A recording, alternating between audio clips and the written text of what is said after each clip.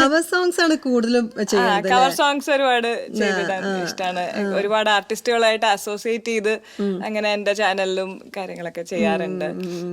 അതേപോലെ മലയാളം, തമിഴ് എല്ലാം ചെയ്യുന്നുണ്ട് അതോ? എല്ലാ ഭാഷയിലും ചെയ്യാറുണ്ട്. പിന്നെ എനിക്കെന്ന് വെച്ചാൽ ഇപ്പൊ കവർ സോങ്സ് പറയുമ്പോ നമ്മുടെ ഒരു പ്രസൻസ് ഒരു സോങ്ങിനെ നമ്മൾ എടുത്ത് നമ്മുടേതായിട്ടുള്ള രീതിയിൽ പാടി നമ്മളെ കൊണ്ട് പറ്റുന്ന പോലെ മാക്സിമം നീതി പുലർത്തി പാടി അങ്ങനെ ഒരു ഇതാണ്. ഇപ്പൊ എം ജയചന്ദ്രൻ സാറിന്റെ കൂടെ ഫസ്റ്റ് എന്ന് പറഞ്ഞില്ല, ഇപ്പൊ സാറിന്റെ കൂടെയുള്ള ആ ഒരു റെക്കോർഡിംഗ് മൊമെന്റ് ഒക്കെ ഒന്ന്? അത് റെക്കോർഡിംഗ് മൊമെന്റ് എന്താ പറയാ, സാറിനെ പോലെ ഇത്രയും സീനിയർ ഉള്ള ഒരാളുടെ കൂടെ വർക്ക് ചെയ്യുന്നതെന്ന് പറയുമ്പോ തന്നെ കുറച്ച് ഹാർട്ടിഡിയൊക്കെ ഉണ്ടായിരുന്നു.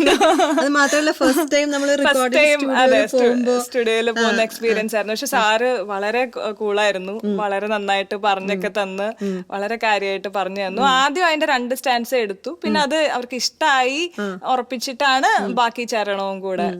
അപ്പൊ തന്നെ അവിടെ നിന്ന് തന്നെ പഠിപ്പിക്കായിരുന്നു? അത് അവിടെ നിന്ന് തന്നെ പഠിപ്പിക്കായിരുന്നു. നേരത്തെ സോങ് അയച്ചതിന്റെ അങ്ങനെയൊന്നല്ല, അപ്പൊ തന്നെ പഠിച്ചു അങ്ങനെ പാടുമായിരുന്നു.